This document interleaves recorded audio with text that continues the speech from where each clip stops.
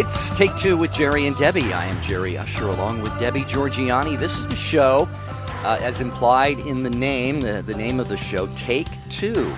We all look at things sometimes in the way that, our view, our perception of things are shaped. They are formed by our life's experiences and by the people around us, the family we grew up in and were a part of. But Debbie and I, we like to try to just take a little bit of a different look, a second look, a fresh look, a unique perspective. So, Debbie, there's no doubt today our topic and our guest are really going to be of interest to our listeners. So I see open phone lines now, but I think they're going to fill up fast. I couldn't agree more. We're going to be talking about the devil today. Can the devil hurt you?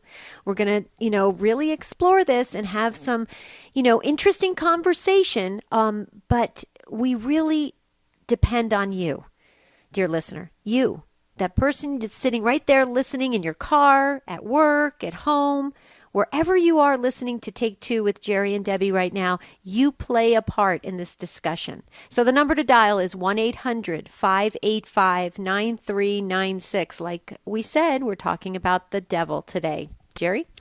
Well, that's right. And what we want your takes or your questions on, and we're going to have a guest join us in a minute. We just want to talk very basic, very foundationally, the existence of the devil. Who is the devil? What is his potential influence over us? Should we be going through life, afraid, around every corner? The devil's waiting. He's setting a trap for me to try and lead me away from God.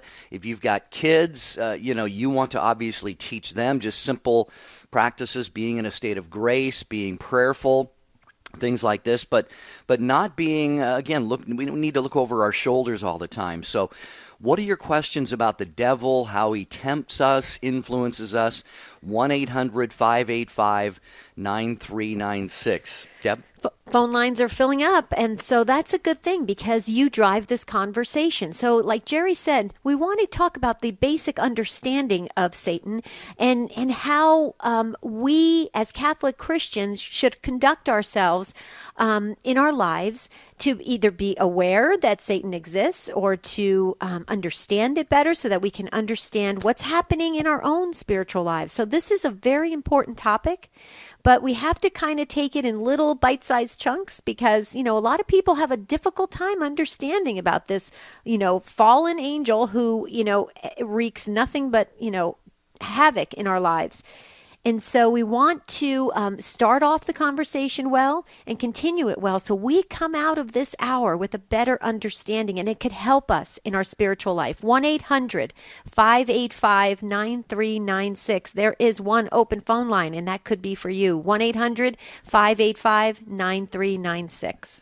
All right, and I said we're going to have a guest on the program today, folks. You are really, I think, privileged, and we all are, because we have got Adam Blai, who is joining us. He is what's called a religious demonologist, meaning his whole life is understanding and dealing with the spiritual things that we're talking about today.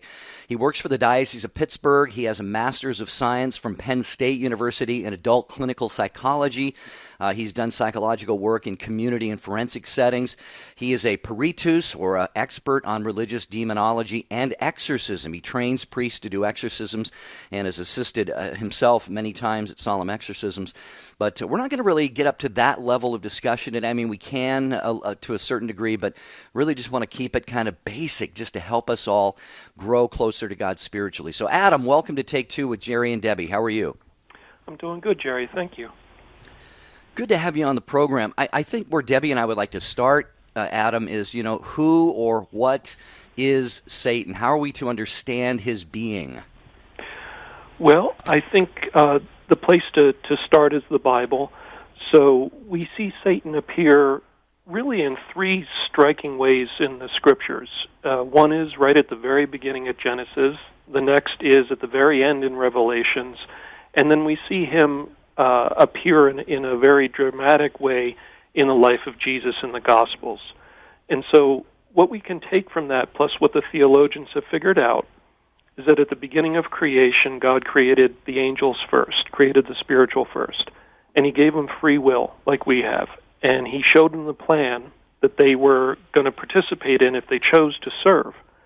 And we know that from Revelations, a third of them refused to serve. They exercised their free will and said no. And they were following Satan's argument, his philosophy, because, of course, the war in heaven, they're spirits, they don't have fists and guns and swords. It was a war of propositions. And so what we see in Revelations is right after the image of Mary pregnant with Jesus appears in Revelations is the moment where the angels fall. And that's a clue about why he seems to fear and hate Mary so much, is what we see in the exorcism world. So we have this creature that fell at the very beginning of creation. He's irredeemably fallen. He's committed. He's not going to change his mind. He's not going to repent. And he was cast down to earth. It's very clear in Revelation, and also Peter talks about he roams about the earth like a lion seeking who he can devour. And we know Jesus met him on the earth in the desert. So he was cast down here, and he's basically here until he runs out of time, when Jesus comes back at the final judgment. That's kind of the situation. Wow. So, Adam, I don't know if you know this, but I'm actually I teach on angels a lot, and of course, Satan always comes up, Lucifer, and that always comes up in part of the question and answer period. And there's always a certain amount of the same questions that people ask. So I just want to, for a basic understanding, can I kind of just rip through a couple questions just so you can kind of, okay, good. The first one is, I hear this a lot, that as Christians, should we be praying for the devil's conversion? Well, you had mentioned it about the definite will of angels. Once they make up, their free will, it's forever. So to pray for Satan is really, that's just, it's fruitless, correct? Yeah. Their minds are different than ours, so our mind is limited. We can get older, we can have more experience, we can look back on our life and say, wow, I was young and dumb and that was a mean thing to do and I'm sorry, God. Angels, on the other hand, they don't do that. Their mind was unlimited to the end of time when they made their choice, so they saw the consequences clearly to the end of time. They can never say, oh, I didn't understand, I'm sorry. So their commitment is complete. And we see this very clearly in the exorcism world, too. But yes, praying for him is fruitless. He's an irredeemable creature, and it's his job, basically, to tempt us. Okay, and so, all right, so that clears up a lot. And then also, too, in addition to that, when you said he's roaming the earth, trying to, steer people away as much as he can while he has time here, can you kind of share with us what is his, normal practices, if you will, or what's his way of, his MO, if you will, of how he kind of creeps into people's lives? I think the biggest thing that he seems to do in the world isn't the dramatic stuff that we see in the movies and we all think about when we talk about the devil. We think of these dramatic scenes or preternatural events going on. I think the biggest thing he does in the world is he keeps us distracted and sleepwalking through our lives, and then we get to the end of our lives and we find that we've wasted the whole time worrying about money and possessions and the new car and fixing up the house. And he's very happy if he can keep us basically distracted. He doesn't want us making the spiritual journey, taking those steps, working at that. He wants us to be lukewarm. He wants us to be worldly. And I think that's his biggest attack. And then on the personal level, he tempts us and he draws us away. So not only that we're not looking at God and seeking God, but he'll then go beyond that and try to draw us towards himself. Wow. I've got one more, Jerry, and I'm all done. Can I get one more in before the break? Oh, of course. Okay, good. Because we have to take a break, but I just wanted to get through these three. So that is perfect because, well, I shouldn't say perfect, but it's perfect for Jerry and I in this show because we talk a lot about distractions. And so we really do try to create an awareness that distractions are playing into, our spiritual life and to be aware of that so we can, keep them at bay. But here's the other thing with that. What happens during Lent, Adam? I mean, it seems like every Lent, I get phone calls and text messages from friends that say, man, I can't wait for Lent to be over with because they just feel like these spiritual attacks come in full gear. What's the deal with Lent and the devil? Well, I think Lent, out of the whole year for a lot of people, is a time when you're thinking about God more often, just in the course of your regular day.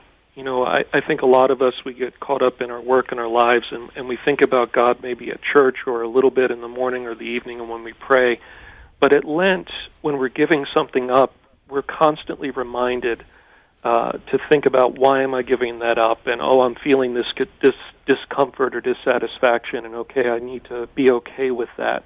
And so it's a time of kind of being with Jesus in the desert in our own little way, but it's throughout the day. And so because our mind's eye is looking towards God so many times through the regular day and the week, I think that's why people notice the devil more at this time.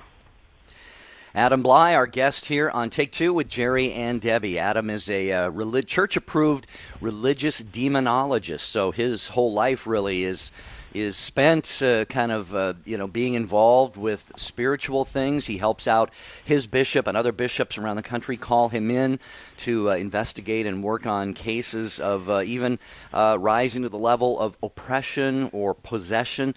So he really knows his stuff, but we want your questions or your takes today. 1-800-585-9396. We can talk about things like, when I was growing up, we had a Ouija board, you just thought it was kind of harmless.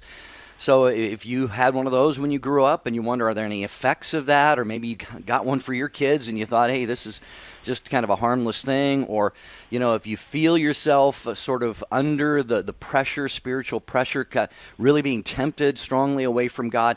And one key thing, we're going to get to the break right now and then to your calls. Maureen, you'll be first. But we also want to talk with Adam about how the church prefers to exhaust all psychological solutions, possible solutions or answers, before assuming there's something spiritual going on. So we can talk about that. But any questions you might have, here is the number. It's 1-800-585-9396. Talking about the devil, spiritual temptations, his influence over us, and how we can just kick him to the curb by praying, receiving the sacraments, and staying in a state of grace. So 1-800-585-9396. Join us. Divine Intimacy Radio. What we're going to be doing in the coming weeks, in the coming months, I'm very excited to begin studying the writings of Teresa of Avila. We're going to be going through a book called 30 Days with Teresa of Avila. This isn't a book study show, so we're not going to be reading the text necessarily, and line by line going through that. That'd be a little strange for radio. But what we will be doing is reflecting on the wisdom from her letters. Divine Intimacy Radio, Sunday, 6:30 a.m., 1:30 p.m., and 11 p.m. Eastern on EWTN Radio. Hi, I'm Doug Keck, the host of EWTN's Bookmark, and I wanted to tell you about a new book, Praying with Mother Angelica, Meditations on the Rosary, the Way of the Cross, and Other Prayers. It's a wonderful new book available right now. Order it today. To get your copy of Praying with Mother Angelica, log on to our web store, EWTNRC.com, and type in item 80008, 24 hours a day, 7 days a week. Hello, this is Father John Paul Mary. This is Debbie Georgiani, co-host of Take Two with Jerry and Debbie. My friends, this is Bishop Kevin Van of the Diocese of Orange. I pray that you all have a blessed Lenten season from all of us at the EWTN Global Catholic Radio Network.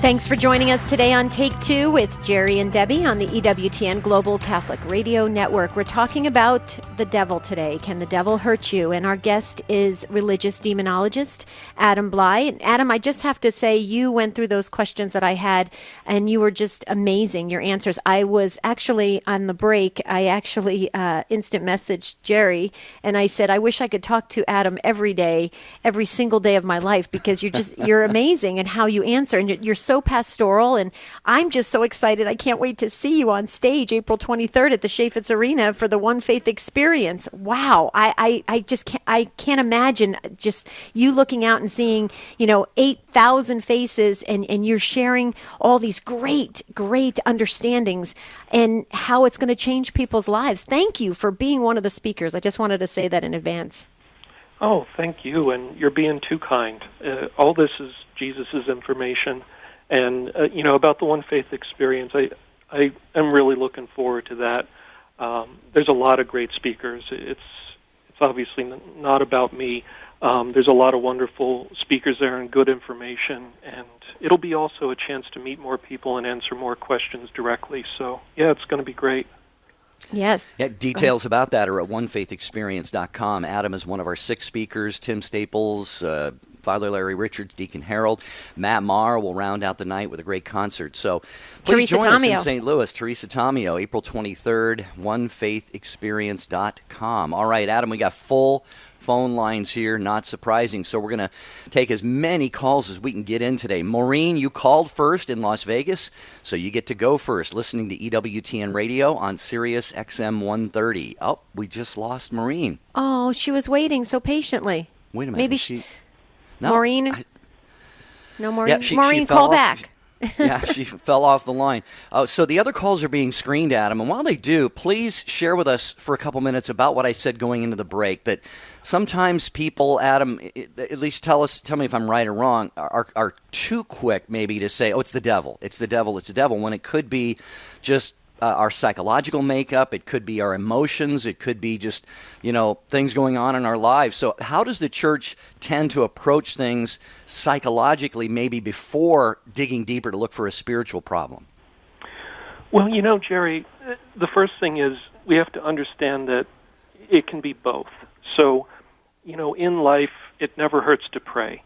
But the danger, I think, that the church has seen in her experience over the centuries is that when we assume it's only spiritual, we can sometimes stop seeking other treatment or taking the steps that we need to take to, make our life better and address our issues.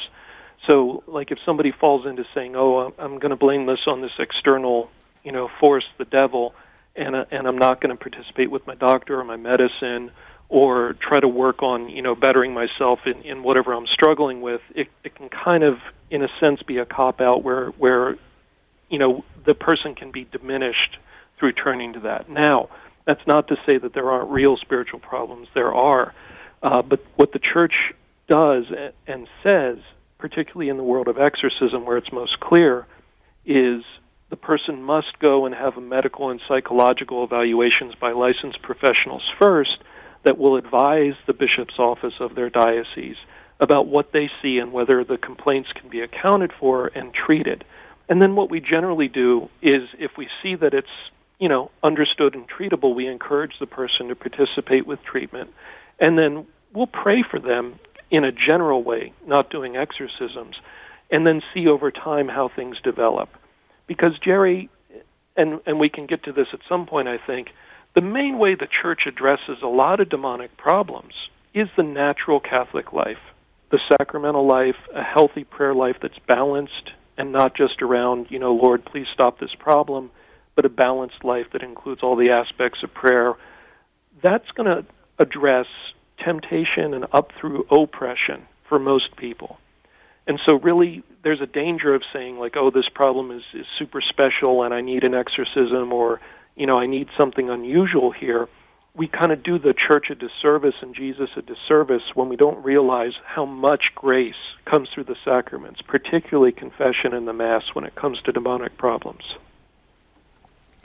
Wow. So I want to also keep this in mind too, Adam. We want to talk about the people having this kind of irrational fear of the devil, and I want to address that as well. But we were kind of excited because we prayed for Maureen to come back on the line, and Maureen is back on from Las Vegas. We didn't want to lose her, so we were praying you called back, Maureen, and you did. Thank you so very, very much for being so great about it, and welcome to Take Two with Jerry and Debbie and Adam Blai. Hi, I'm looking forward to talking to you all. Thank you for having me. Sure. Hi, Maureen. I have my son is 27, and he's just relocated to Las Vegas with me. He told me that he wants to fight the devil, but he has no spiritual basis other than his childhood Catholic upbringing. He's a cradle Catholic, and he's non-practicing. I am practicing, so I have been graced with so many different things, but with him, I'm afraid as a mother of how to guide him into going into a spiritual battle and I try and take him to church with me and of course fulfill his sacraments, but he fights it. So he feels he can go out into the world, a nightlife or whatever, and fight all these evil things without having those spiritual bases and the tools. So what would you recommend that I guide him? How do I guide him? Well, I would say, first off, it depends on what he means by fight the devil. So a lot of people, they get kind of excited about the more dramatic end of things that they may see in the movies or on TV, and they want to get involved in that because they have this kind of fervor for it. And then there's other people that want to be street preachers or pray with people in public or pray outside of, institutions that are doing things that might be sinful. It kind of depends on how you want to go. But the biggest kind of caution I feel in what you're describing is you want to have your basic spiritual Catholic life in order first. So, if your sacramental life isn't in place, but you're feeling attracted to a dramatic confrontation, there's a clue there that that's probably more of an ego thing and maybe not a healthy thing. I'm not interested in Jesus in the mundane ways, in the quiet ways that he may come to me through the sacraments. I'm interested in Jesus in the dramatic ways where the devil's there. And so that kind of implies that there's more of an interest in the devil than there is in Jesus. And so I would kind of start with that foundation of maybe more spiritual formation and growth in the sacramental life and just the regular prayer life. Like start with the breviary. We don't have to do the breviary if we're not priests, but if somebody says, I want to be involved in dramatic, extraordinary ministry against demons, well, how about starting by just doing your daily prayer in the breviary and see how that goes? That would be my advice. The sacraments and the breviary first. Okay, and I tried to introduce the Rosary and Mary, but he is kind of blocked right now to all of that. So, I mean, to me, he's got his own little agenda, like you're saying, the ego. So, can you explain breviary to me? I don't understand that. I've not heard that. Sure. So, the breviary is just a book of daily prayer. So, you'll sometimes see the shortened version is just Christian prayer, or a priest's breviary, which is basically the daily prayers of the church. And so, all priests and religious are required to say their daily prayers, and they pray a number of times through the day, each day. Now, some people do it all in the morning or all in the evening for convenience, but it's kind of the foundation prayer life of the church. All priests, up through the Pope, say these prayers every single day all over the world. It's something you can download an app on your iPhone to make it simpler instead of buying the book. But, from what you're saying, I would even start even more basic. Start with the sacramental life and the rosary every day would even be, a first step from what you're describing. And, again, if you're only interested in the devil and you're not interested in the sacraments or a regular prayer life or Mary, then there's a real problem, because all of those things are the foundation upon which you build further. The two pillars that make a person safe and effective in dealing with demons at the more extreme end of things that I'm involved in is humility and obedience. And those are the two pillars, I think, that keep you grounded and safe when dealing with anything extraordinary with the demonic. So if you don't have that humility and obedience, and usually that means working under a bishop's direction, not your own impulse, you kind of can end up out in left field and in some danger. Well, we're going to be taking a break in just a few minutes, and I want to thank Maureen for your call. Thank you so much, Maureen, for calling back as well. And Adam, I just wanted to just reiterate that prayer, starting with prayer, Maureen can pray for her son, hold him up in prayer. So, we can hold Maureen's son up in prayer as well. So that's huge, and we'll pray for him. So please know that, Maureen, we have your back. We're going to take that quick break, and we come back more with Adam Blai talking about the devil. Stay with us. Get an insider's look at the latest information from EWTN. Sign up for Wings. EWTN's weekly email newsletter. Get the latest information about live events, special features, and guests. Connect with EWTN on YouTube, Facebook, and Twitter. Just go to EWTN.com and click on the Wings link to sign up. Don't miss a minute of all that's happening at EWTN. Get your wings today. From the archives, this is the wisdom of Mother Angelica. You know, many of you who have not been to confession for years, I'll make a bet it's on nothing. You're ashamed. There's nothing you could tell a priest he hasn't heard before. You don't want him to know who you are. Go to another city.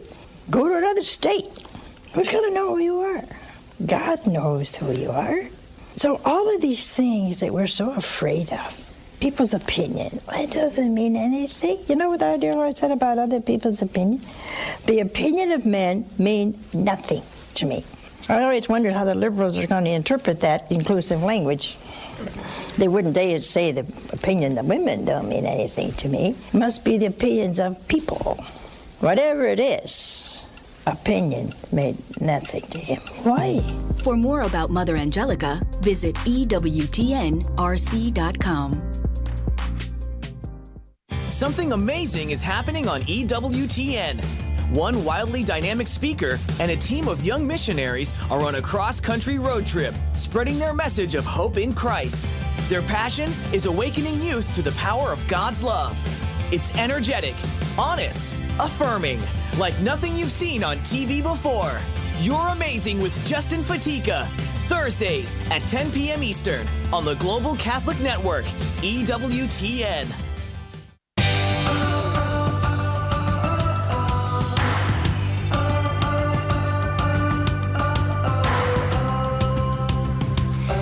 Thanks for being with us today on Take Two with Jerry and Debbie. We're talking about the devil today and how we can be very aware of his presence and what we can do about it. But I just wanted to take a quick side break here, just real quickly, Jerry, because I listened to those spots of Mother Angelica and I just laughed because I love the way she speaks. She's so matter of fact. You know, if you don't like it, go to another city. I mean, just the way she says it, it's so, I have to say, it's so Italian. I love it. And so it just rings perfectly for me. But Jerry, her Praying with Mother Angelica book, the Meditations on the Rosary, the Way of the Cross, and other prayers, we're talking about, you know, getting into basic prayer life so that it can really help us. I would very much encourage our listeners to pick up this book, Praying with Mother Angelica. It has meditations in it, and it has the beautiful Stations of the Cross, and you can pray the Rosary, and you can just you can look at the beautiful picture of Mother Angelica on the front, and it's just a great gift to have. I just want to make sure our listeners know where to get it, Jerry. Well, they get it in the religious catalog, EWTNRC.com for religious catalog, EWTNRC.com. There's a phone number as well, 1-800-854-6316, and make a great gift for someone you know, maybe kickstart their prayer life a little bit. All right, so we're going to go back to your phone calls for Adam Blai, religious demonologist, on Take Two with Jerry and Debbie.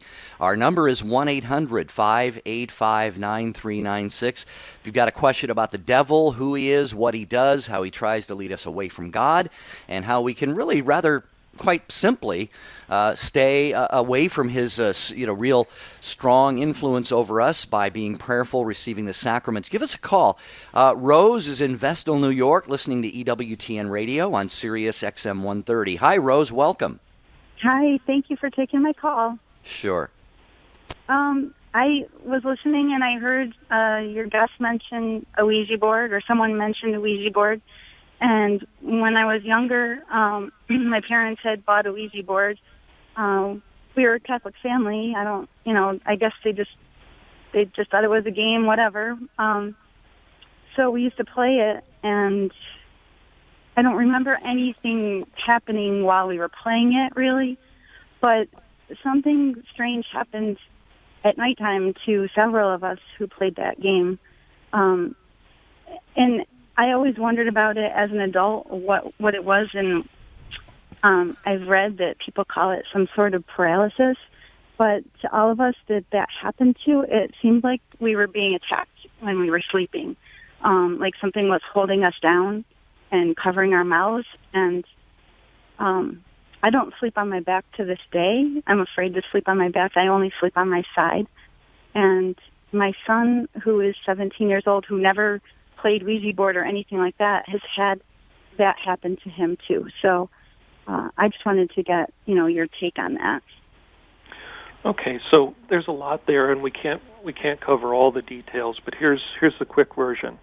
Ouija boards, they're not a problem because of the physical board or anything else. They're a problem because they're a violation of the first commandment. So whenever we use divination of any kind, whether we're going to a psychic or a medium or reading our horoscope or using a Ouija board or a pendulum or any of these things, what we're doing is we're telling God, I don't trust you. I'm not going to wait for you to reveal your purpose for me in my life and trust that you have the best in mind for me in my life. I'm going to turn to this other spirit or this person with supposed special powers that has some spirit with them, and I'm going to get my information and comfort there. And so we're rejecting God and we're embracing a relationship with some other spirit. And that's why it's such a quick route to some level of relationship with the demon. So the good news is it's an easy fix. You didn't have much culpability, meaning responsibility in God's eyes at that time. Because you were young, your parents brought that into your life. All you have to do is repent of that the next time you go to confession, if you haven't already. Repent of it. Tell Jesus that you didn't really understand at the time and you're sorry and you don't want any other connection with any spirit other than him in your life. And that can easily be broken. Those are what we would call rights that we're given, a right to interact. The sleep paralysis, that is something that happens to most people at least once or twice in their life. It's a natural thing that happens with the brain because we're basically paralyzed while we're sleeping, so our body doesn't move while we're dreaming. And it's an anesthesia your brain secretes in your brainstem. And sometimes when we're waking up, that system doesn't work quite perfectly, and so for a little while we can open our eyes and look around, but we can't move our mouth or our chest, and your brain interprets that as pressure on the chest or the throat or the mouth. Now, that's not to say this wasn't a spiritual attack, because if that happened to everybody right after the Ouija board, the odds of that being, the random biological problem are low for all those people at once. And demons do sometimes start interacting with people in a half-waking state. Now, that's not to cause fear in people that have had weird experiences while you're waking up. We can be dreaming, half-dreaming, hearing things that seem to be actually real, so don't assume if you're having strange experiences while you're waking up or going to sleep that it's demonic. It's almost certainly just a sleep disorder. But I would say in your case, because it happened to so many people simultaneously, it probably was because of the Ouija board. Does that help, Rose? Yeah, it does. Yeah, thank you very much. I appreciate it. Sure. All right. Glad we Can can I help ask with that. Can I ask a quick question, Rose, before you leave? I want to ask Adam this question. Would it help Rose to have her house blessed or to do any, how do you feel about house blessings, Adam? Well, we've kind of lost the tradition of doing them, which is a sad thing. They should be done yearly, which is usually the tradition in the church down through time. I wouldn't be fearful in your home because in this case, the invitation to an extraordinary relationship was to the person, not the home. So it's not so much about clearing the home of problems. This was done in her parents' home, it sounds like. Just close the door of the relationship with yourself. I would say, of course, if your house isn't blessed, get it blessed, because you want to clear the spiritual slate. You don't know what the previous owners or tenants did. It's always good to clear the slate before you live in a place. But I wouldn't be fearful about it. In this case, I think repenting and confession is probably enough. Thank you. Well, thank you, Rose. Yeah, appreciate the call, Rose, very much. 1-800-585-9396. It's Take Two with Jerry and Debbie. We are taking a closer look at the devil and how he, as the Bible says, he's prowling like a roaring lion looking for someone to devour. But that doesn't mean we have to be the one that he assaults or attacks or devours. We need not go through life being afraid, and that's hopefully the key point that we're making here on the show today with religious demonologist Adam Blai. And we're going to help Elise next, who's listening to EWTN Radio on Real Presence Radio in North Dakota. Hello, Elise. Welcome to Take Two with Jerry and Debbie. Oh, hi. Yes, I do have questions about satanic rituals and why people worship Satan. like whenever you would see a movie or something, they would always draw like a pentagram or like put candles around it or something to summon. Why is that?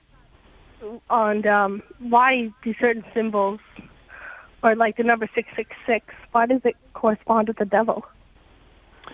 Okay, so the stuff you see in the movies is basically Hollywood, and it's just meant to be visually interesting and dramatic for the most part. The idea of drawing symbols on the floor comes out of something called Goetic magic, which is basically a black magic system that claims to be based on what King Solomon wrote, which isn't true. They try to get credibility by claiming to be linked to the biblical figure King Solomon. And so there was all these symbols that they would draw on the floor that would supposedly protect them from the demons that they were summoning. And the pentagram is kind of a watered-down version of that. Now, it's important to say really quick here, demons could care less about black magic. They could care less about how you wiggle your fingers or the words that you say. Nobody has power over demons except the people that Jesus Christ lent his authority to, which was primarily the apostles, which are now our living bishops, and then the priests that they delegate. Only the priests that have the apostolic authority lent to them by their bishop have true authority over demons and can compel them to obedience. All the black magic systems that you see referenced in the movies, those are games where the demons entice people into thinking they have power over the demons so that they deepen their relationship with those demons until they're in so deep they can't get out, and then the demon starts controlling their life. And we see this time and time again with Satanists that ask the church for help to get out of trouble. So that's basically the backstory on the black magic you see in the movies. Elise, I hope that assisted you today, and so get better understanding. And we appreciate so very much the call. Adam, I have to ask you just to get back because the phone lines are full. But we know we said we were going to mention this. What about the fear of the devil? I mean, should we have any type of apprehension or fear, or because I know a lot of people that won't even talk about the devil because they said, "Oh my goodness, if I even say his name, I'm entering into something." What can you tell us? Well, as a baptized Christian, we're well aware through the scriptures what the situation is with the devil. We're not to fear him. He has ordinary activity, which is to tempt us, and that's allowed by God. And so the extraordinary activity, which is what most people have fear about, the things they've seen in the movies or heard stories of, that activity also needs permission from God. That's the first thing to understand about the devil. He's not running around free doing whatever he wants. You can't be walking down the street and just suddenly afflicted. He needs permission from God. Look at the book of Job and read it and think about what you see in the book of Job. Satan had to go to the throne of God and ask permission for every affliction that he visited on Job. And God allowed it and gave limitations to it. And then after Job was tested, God rewarded him greatly. We see this play out in the lives of the saints many times. We have many saints that reported unusual afflictions from the devil. Padre Pio, Cure of Ars, there's a number of them. Some even that went through brief periods of possession. And don't forget, St. Paul, who wrote a third of the New Testament, it basically describes in the Bible that he was afflicted by a demon. And he prayed that it be removed from his life, and the Lord told him, "My grace is enough for you." And so it was something to humble him, and it was allowed by God. So the first thing to understand is the devil's not free. He is a creature on a leash, and Jesus has the leash. So it's only when we approach him and form a relationship with him that we tend to get into the extraordinary trouble. We're going to have the normal trouble of temptation till the moment we're before Jesus at our personal judgment. We can't get out of that. That's just part of life. But Jesus, through his action on the cross, has defeated Satan in his kingdom, and he gave his authority to the apostles that was passed to the bishops and is now passed to our priests when they do exorcisms. And so we see the authority of Jesus and the domination of Jesus over the whole situation with demons. It's completely clear in the exorcism world. So basically, don't be afraid to talk about him, but don't get fixated on him. He's not the main point. He's something that is allowed by God to test us and put us through trials because that's what makes us grow and get stronger and spiritually mature. If we were never tested, just like back in the Garden of Eden, Adam and Eve were allowed to be tested by God, and that was so that they would spiritually mature and learn lessons from it. And so the ordinary activity is so we grow. The extraordinary activity, the stuff you see in the movies, is basically God allowing us to burn our hand on the stove so we realize the stove is hot and we shouldn't be reaching up there. So it's a corrective experience allowed by God. So don't give the devil too much fear and credit in your mind. He's a limited creature. Back to your phone calls. To Massachusetts we go, listening to EWTN Radio on the Station of the Cross. It's Mary on Take Two with Jerry and Debbie and Adam Blai. Hello, Mary. Welcome. Hi. I have a question. How do you fight devil and witchcraft together? Can the you devil say that again? and witchcraft. She was wondering about how to perhaps counter witchcraft, or how we should understand and maybe approach that, Adam. Well, I believe it's the Acts of the Apostles. I believe it was Paul described, the darts of the enemy against a baptized Christian that's in a state of grace just fall to the ground. And I've seen that to be true time and time again. A curse, quote unquote, is nothing but somebody asking a demon to do them a favor and harm somebody's life. And that's what witchcraft is. That's what it boils down to. And I'm not talking about witchcraft from books at the mall, but the real thing that people are, raised in families that are involved in this stuff. They're basically just working for demons and asking demons to do them favors. Now, as a baptized Christian, if you're in a state of grace, you don't have to worry about any of that. So the solution is not to counter it. I think what's buried in this question is the difference between magical thinking and spiritual thinking. So if we're thinking of magic, as religion as magic and spirituality as a magic, it's thinking like, oh, well, what prayer do I need to say to counter that, what that witch is doing? And that's not the point. The point is to be in a relationship with Jesus Christ and be in a state of grace, and then don't worry about what the witch is doing. Pray for their conversion and forgive them, and let Jesus take care of it. That would be my advice on dealing with witchcraft. Well, thank you, Adam, and thank you, Mary, for your call. Hope that assists today. We're going to move right along. We have full phone lines, and Adam, Jerry, and I are just passionate about trying to get to every single person because everybody has an interesting question and a situation that's happening. So we're going to skip the third break for the show and just keep going. So next up is Demelda in Oregon, listening on EWTN Radio. Hi, Demelda. Thank you so much for staying on, and welcome to Take Two with Jerry and Debbie. Thank you. Can you hear me? Yes, very well. Okay. Well, first of all, I want to say God bless you, and I listen to you every day as I start my morning with you, and it really helps me go through my day. So thank you so much for your program, and thank Bless you your for heart. this topic. I had always thought, until I heard him make the comment about the devil being insidious, I had always thought that it was more like the movies, and that, if the devil was going to be talking to me in my life, it was going to be something, really huge and dramatic.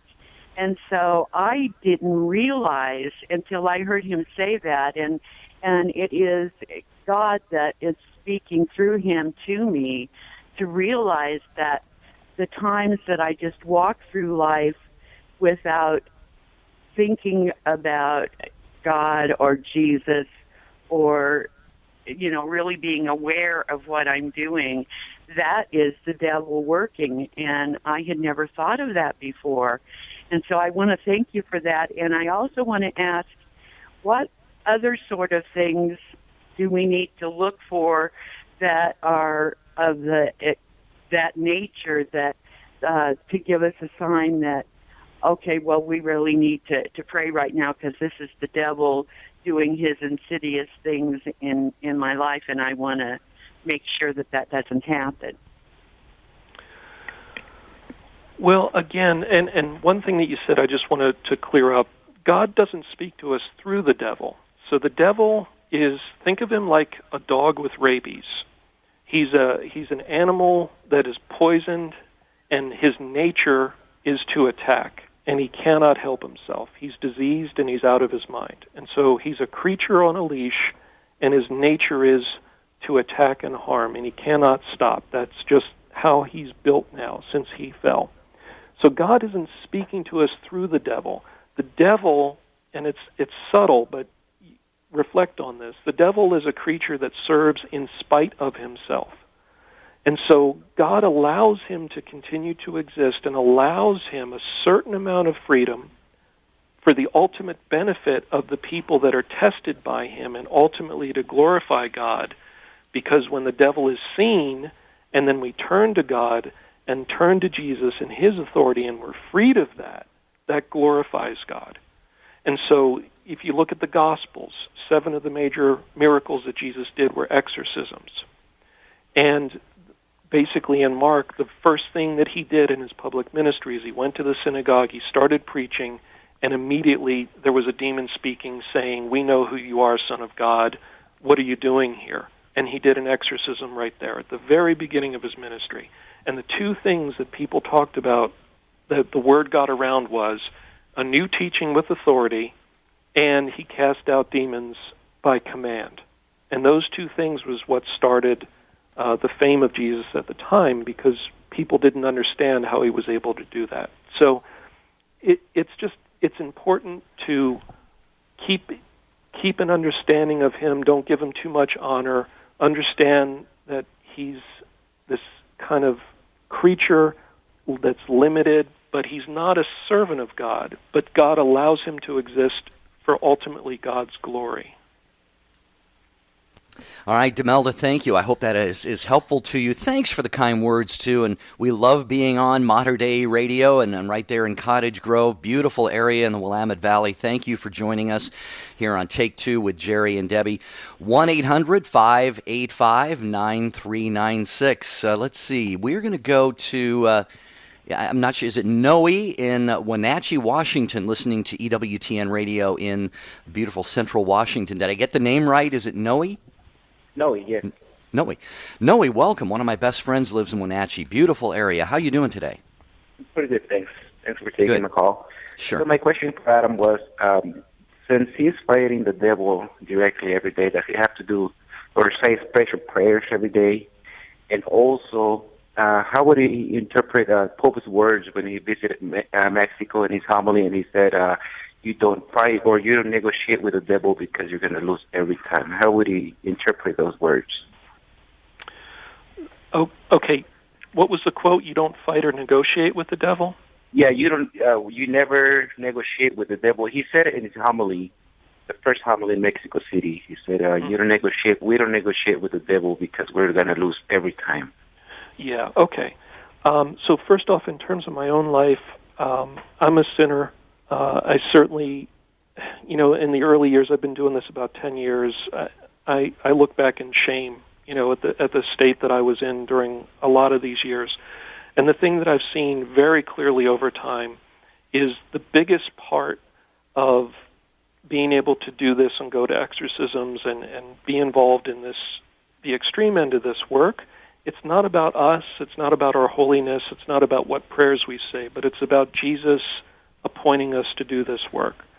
And, I see that through basically being asked by bishops to do tasks. And so I also see it in other ways. But basically, Jesus protects us in spite of ourselves. And we know we're all sinners, and he forgives us over and over.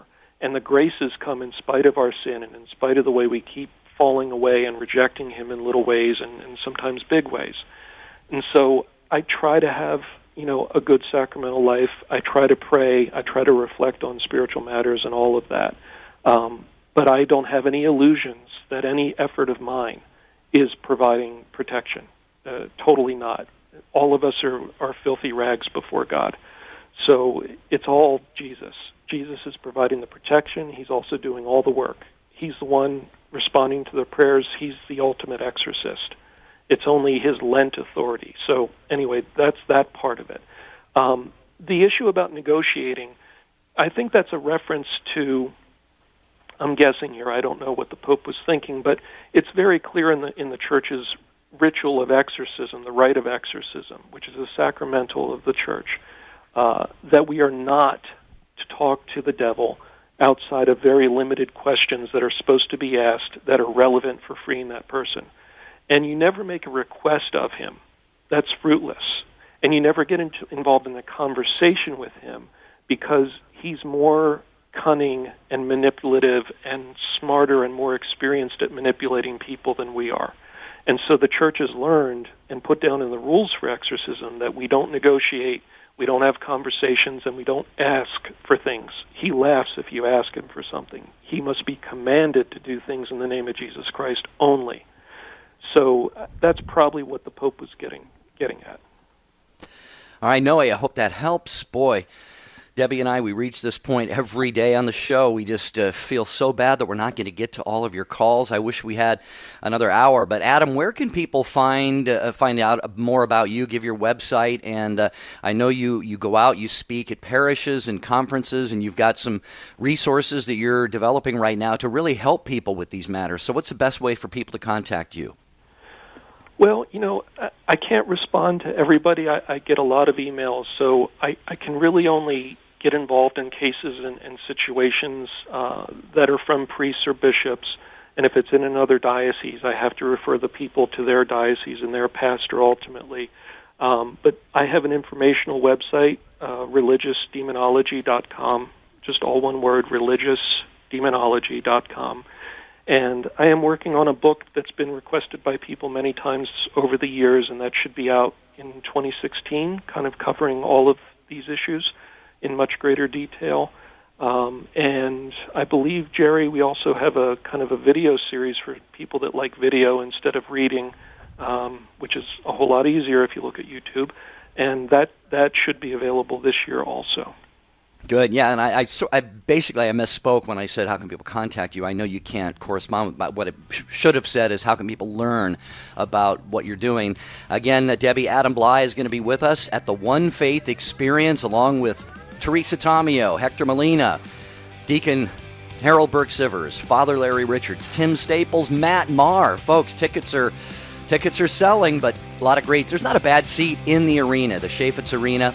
It's April 23rd in St. Louis. So, Debbie, I know people, if their appetite was whetted for Adam Blai, they'll hear more on April 23rd. Absolutely. You want to come in for it. And, Adam, we just want to thank you again for being with us. We'll see you in April, but hopefully you'll be on the show again, Adam. And to the rest of you, thank you so much. We wish you a beautiful and blessed day. See you on Monday.